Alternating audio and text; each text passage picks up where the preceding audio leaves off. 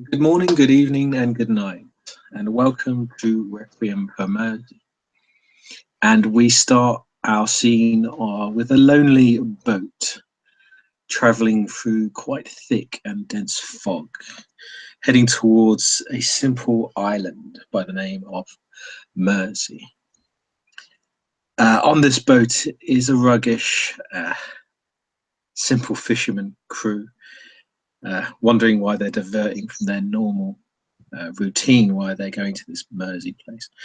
They are told to keep shut and to avoid discussing or talking with their passenger carried on board by their captain, Joshua. And with that, we will zoom in on this passenger and her thoughts as she's traveling this quite cold, foggy sea.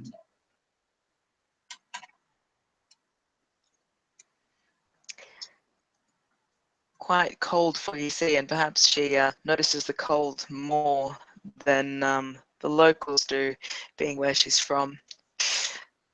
She's not frozen to the bone, but she feels it.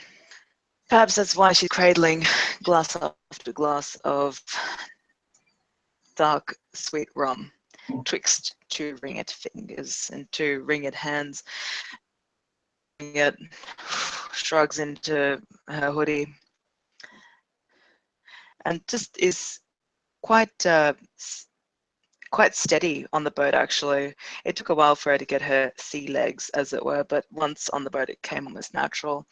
And she'll just sort of stand there, feet sort of firmly planted about shoulder width apart, as you do when you're sort of balancing yourself on the tides, not even worrying about hanging onto the handrail, something she was told to do, you know, one hand for the boat, one hand for yourself, as they say. But she just finds it's easy enough with one hip leaning against the rail. And so she just stands there, looks over the mist. Finally, journey's coming to an end, she thinks to herself. Been a long time coming.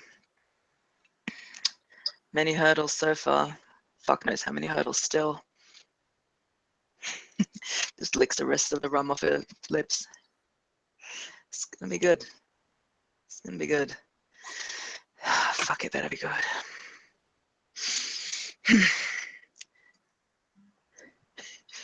Not many thoughts there. Just hoping and really wanting a warm room and a fuller bottle.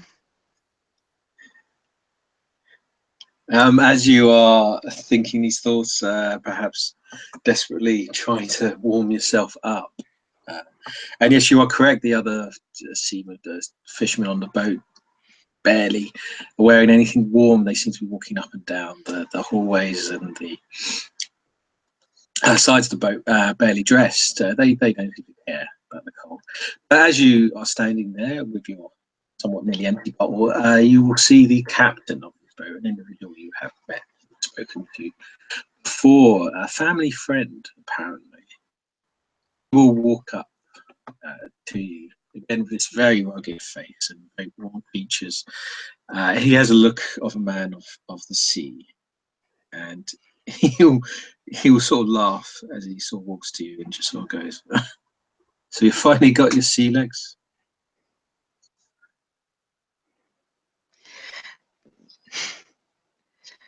Leslie doesn't answer. She just looks at her glass and goes, I'd offer you a drink, but I'm drinking this. Yeah, you drink away, girl. He sort of leans over near you again, looking over at the sea, the Girl, boat rising up cute. and down. Yeah, he's quite. He's a bit demeaning, but anyway, as the sea sort of rises up and down, the water splashing against the side of the boat, he will light like a cigarette and starts sort of puffing away. And he sees you sort of the drink and the look of the In which expression on case, your face. in which case, Leslie's eyes will actually just sort of go towards the cigarette, and she'll take a bottle out of her hoodie and just go, actually, I do have a wee bit left.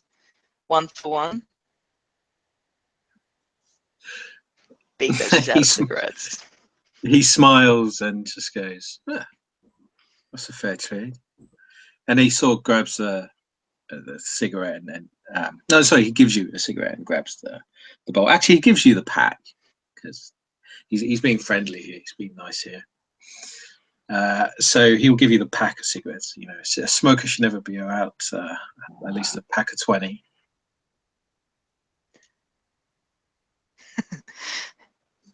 Just smiles, very deep, throaty smile. Nothing very feminine about her mannerisms at all. And Leslie just sort of takes a pack, just flicks the bottom. One of the cigarettes will flick out in a very practiced motion. She'll put it between her lips and pop the rest away. And while she's still looking for a lighter, just with the cigarette between her lips, just go, I usually roll my own. These have way too many chemicals. They'll fucking kill you. Thanks, old man. He takes his time, and he does seem to be like for the past few days now. He's been talking to you, and he's been talking about family history and stuff. But he really looks like he's investigating you. He's trying to gauge you, trying to see perhaps something of the your grandfather that he knew in you. And as he's kind of giving that same look of trying to study you now, find out what you are, he gets out a big breath of cold air and looks at you. Now, are you sure you want to go to Mosey? I've not been there for quite a few years, and there's good reason behind that. A lot of lost souls Mate, on Mosey. if you want to warn me off, it's nice of you to think of me like this, mate. But if you want to warn me off, go for it. I've got my own reasons for going to Mosey at this point, and I'm fucking paying you. So the way that I see it, give me all these little hints and clues. I'm paying you.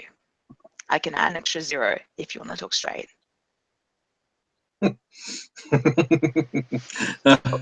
Perhaps you're your great granddaughter. After all, perhaps older. Sorry, what was your great grandfather's name? Did you have a specific name, or should I just make one up? William Briggs. William Briggs. Okay. Perhaps you are one of William Briggs's. Well, if you're happy to add another 0 to the amount that you're kindly offering me, then I may be able to divulge a few extra facts for you. But the only reason I warn you is because I owe quite a great deal to William. For his blood, I feel obliged to at least give you a heads up.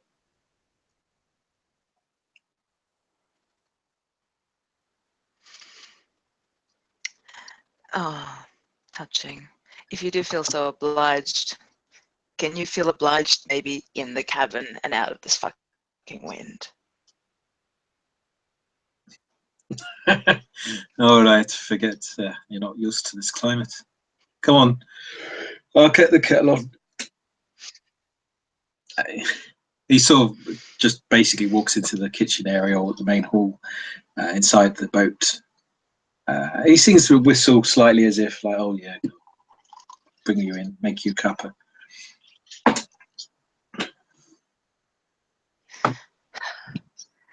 English people with their tea. I've not had so much fucking tea in my entire fucking life. What is wrong with just instant fucking coffee? But whatever. Leslie follows. She'll probably just put her hands in her pockets now that she's just not got a bottle in her hands in the pocket, just puffing, holding the cigarette with one corner of the mouth and puffing out the other side and just grumbling to herself, fucking weather, fucking cold, fucking this stupid ass fucking mist, fucking done with this place already, fuck my life. She's just a grumpy shit. Do you actually say this out loud? Like, oh, it's fucking. Oh, she's just mumbling. Oh, mumbling. So pretty much, it, yeah. He as you walk into the relative warmth of the inside of the boat, like just below the deck. It's a little kitchen area. Again, it's very cramped, very small. You're barely like a couple of inches apart. There's just barely enough space for sort of two people to sit down, like near a little table. All the cutlery and the pots and pans which are hanging on the walls are sort of banging against the side of the ship as it's rocking and moving up and down. Everything's kind of bolted down and tied down. And of course, it's so bizarre. You see him standing in the kitchen, but he kind of sways with the boat. It's this kind of natural rhythm you see with a lot of these seamen. They just seem to be able to go with the waves, to go with the boat. It's kind of mesmerizing. But then he brews the kettle. He makes the cup. He offers for you to sit and gives you something warm to drink at least. Leslie will actually sit on the table so that she's still eye level with him, regardless of sitting. She's not about to lower herself physically to this dude. Okay. He sees that. He acknowledges it. He doesn't. He seems quite relaxed and not too concerned about it. But as he kind of sips the tea, there's an awkward silence for a few moments, but then he says, "Well, look. So, an extra 0. Are you certain about that, lass? I can give you a few tips about Mersey, but you're not going to like it."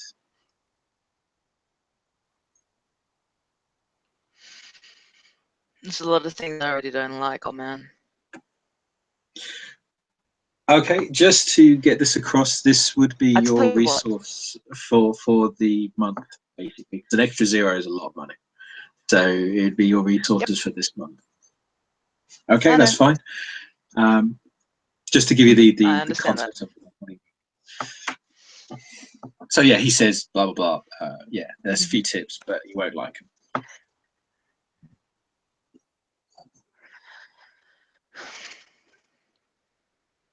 The thing is that if I'm going to buy something, generally I need to know roughly what I'm buying. I don't mind making a purchase, you see, but right now all I got is hot air from you, old man. So why don't you whet my appetite and we'll see if I want to go through with the transaction.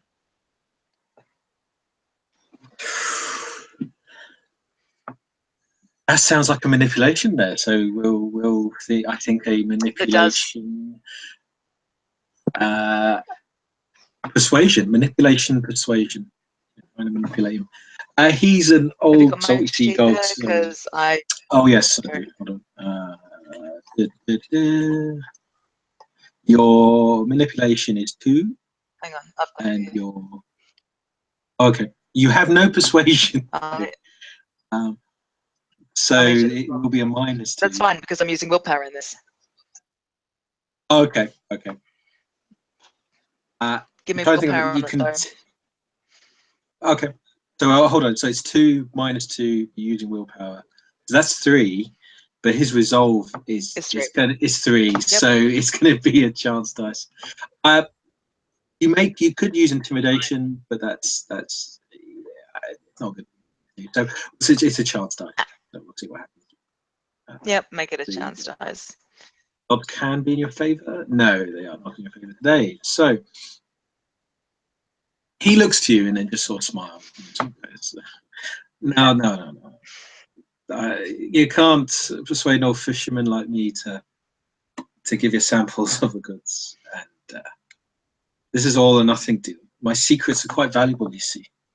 More valuable than my fish, at least. There's certain things that your money's quite valuable, you see. Oh, yeah, yes. There's certain things your grandpappy, let's just say he didn't particularly want me to tell you or any of his kids like. See, this is quite an emotional burden for me. Hence the price or the cost. Oh, an emotional burden. Don't you want to just shift that off your wee shoulders? Actually, I'm sorry. That was uncalled for. Me being a guest on your ship and all. Well, I've had far worse. I've caught far worse things from the deep and brought it on deck than you love.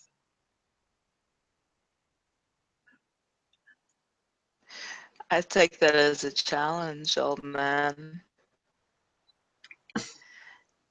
Add a 0. Pour me a drink.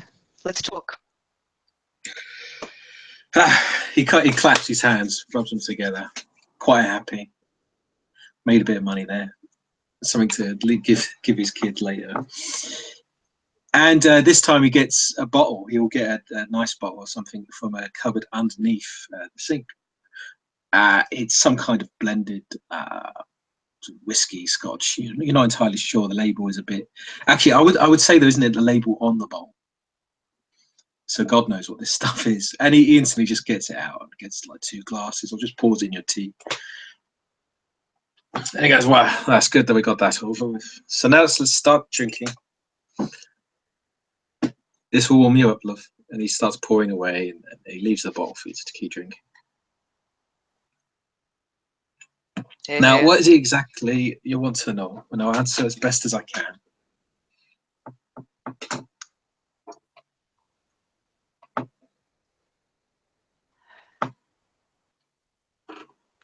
I want to know what you weren't supposed to tell me.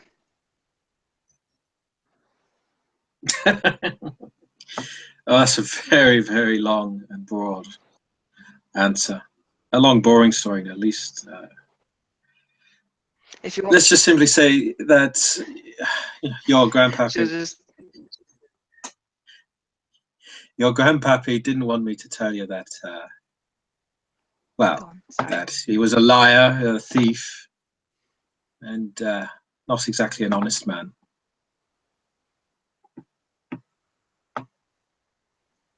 You're cheating me of my money, old man.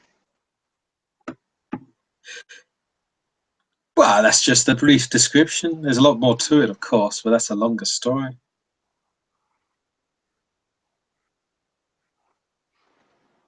Look, I'll tell you If what you I want me know. to sabotage your ship, I fucking will. No, there's no need for that, lass. Look, I'll tell you what I know. You Just saying we'd have a lot of time to talk if that was the case. your grandpappy was involved in some. Well, him and his family were definitely involved in Mersey way back. There was a bit of trouble, something dark, something even I don't want to speak of or know of. You and your family were cast out, as it were. Your grandpappy tried to come back, make fair dues, fix amends, but just made the issue worse, caused far more trouble.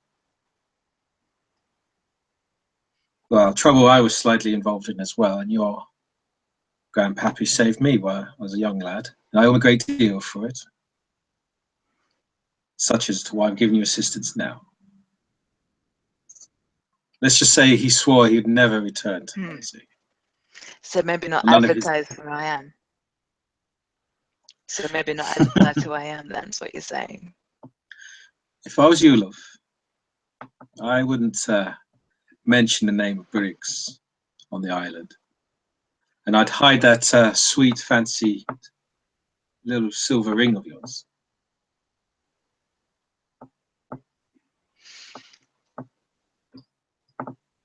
It's my heritage, man. Don't feel complete not wearing it. It's not just your heritage, love. There's a lot of involvement around that ring. I'd be careful who you show it to.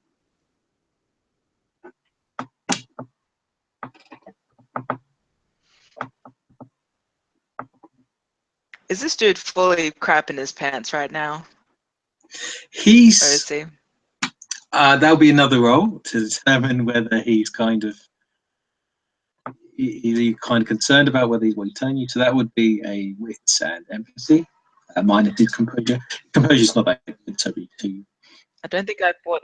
Mine's I don't think I bought empathy. No, on you haven't got this empathy. one. No, you're so used to sort of figuring it out. But no. So unfortunately, your wits is 2, empathy 2. So unfortunately, it's just the chance types. You're not that great at working out what people's modes are. So we'll see. Let's do Hold it. on. That's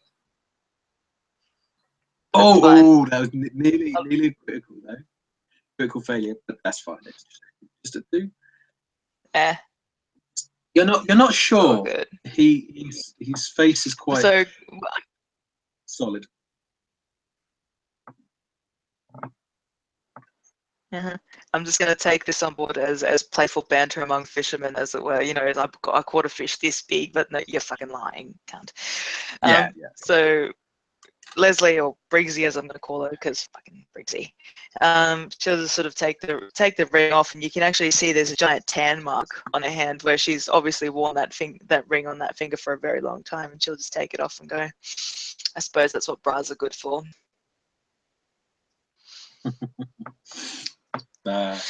Anything else? Or is that all my money is going to fucking buy is don't advertise who the fuck you are? Oh, don't worry. I'll give you a bit more than that.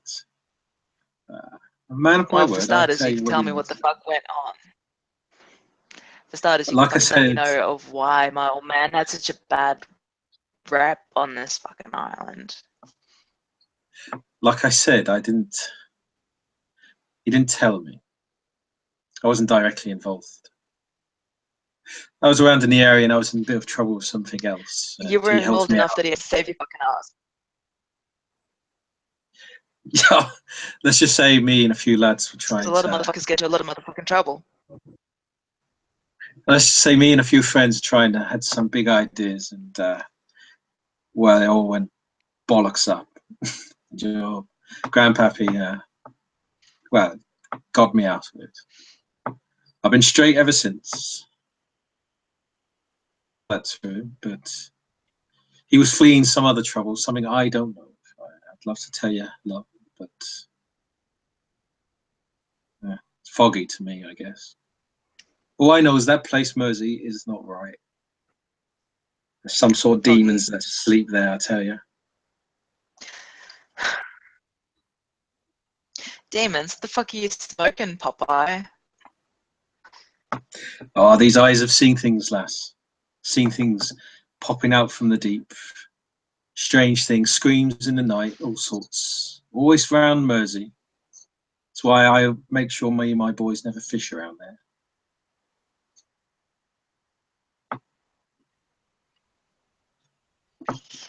So you're doing me a great big favor by taking me to the freaking shore. Mighty nice of you. I told you, lass, don't go to Mersey. You're the one stubborn like your grandpa.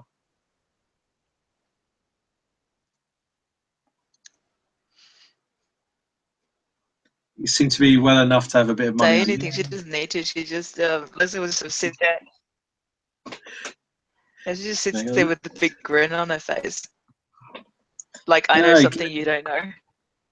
Because, yeah, no, just like live out your life. Get a comfortable little place somewhere around here. We'll go back to the old hot Australia land, is like. Live out your days comfortable. Mersey's not a place for us, I guess.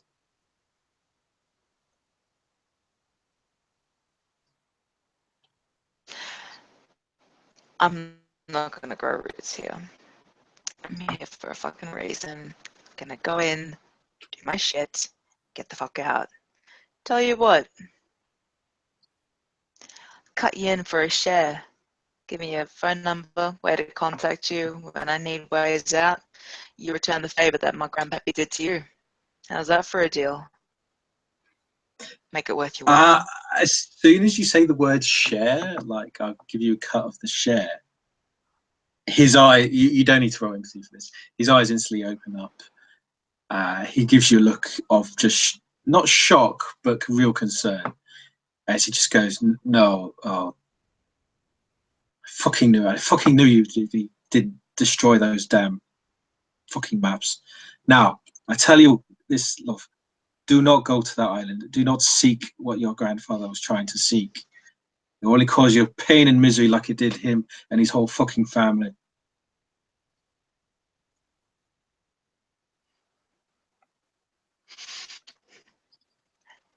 Leslie's brows just knit, and she almost gets like this feral sneer on her face. She sort of just takes the glass and just again looks into it and just goes,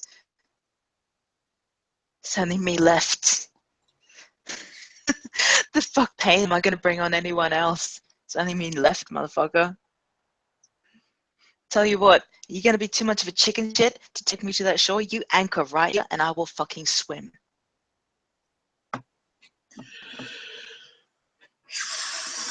He looks. He understands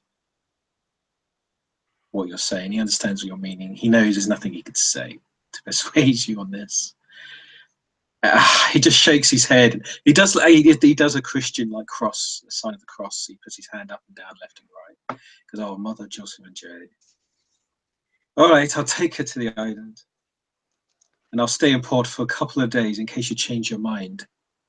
But that's it. 2 days. I'll give you 2 days. After that, I'm gone. I want nothing more to do with that island, that damn map in your grandpapa's.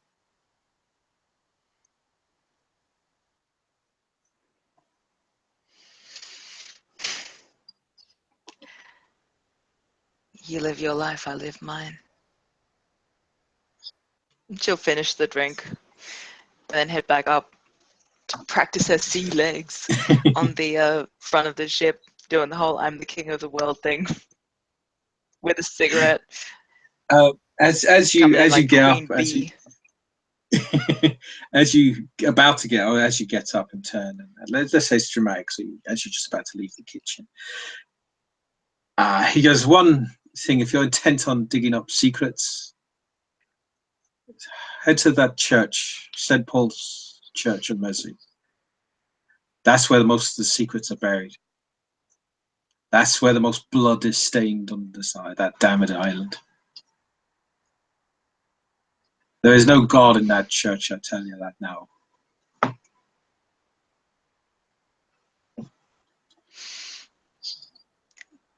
God's an idea created by man so that they can sleep soundly at night anyway. Tell you what, you want to give me some good advice? I know your heart's in the right place, old man. And Leslie will just sort of look down at her boots for a moment, then just crack a grin and mention the first name on the trail and say, the whale's fin. East or west? Where am I looking?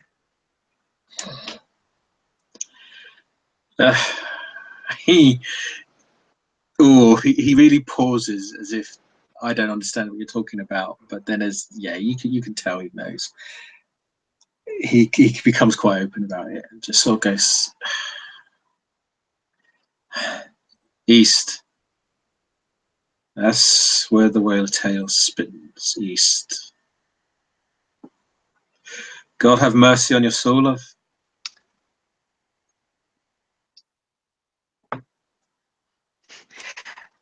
Leslie approaches him, actually gives him a good solid clap on the shoulder, and she's quite strong, and her hand's quite large for a woman's hands, and she'll just sort of go, and God reward you for your loyalty, if that's what this is, if that's what you want.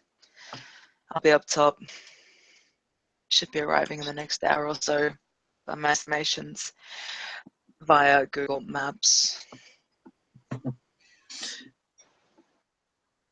And as you leave and as you walk back onto the boat edge, again, the constant sort of waves bashing against the boat and the fog confusing your senses, you see a bright light, a light that is flashing, and you realize this is a lighthouse, and you see the coast and you see the edge of land.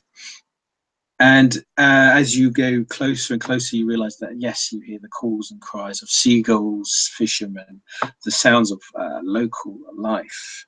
As you start to reach into port on what you assume is Mersey, and that bright light swishing back and forth in the fog, the lighthouse ever present. And as you emerge onto the dock, and as you kind of reach the port, the captain is nowhere to be seen. He keeps himself hidden below deck. The crew sort of act concerned. They act worried. They try to not give this appearance, but you can spot them being slightly on edge as you finally reach the port of Mersey. And with that, I think we can happily end the scene. Thank you for watching, folks. I hope you enjoyed it.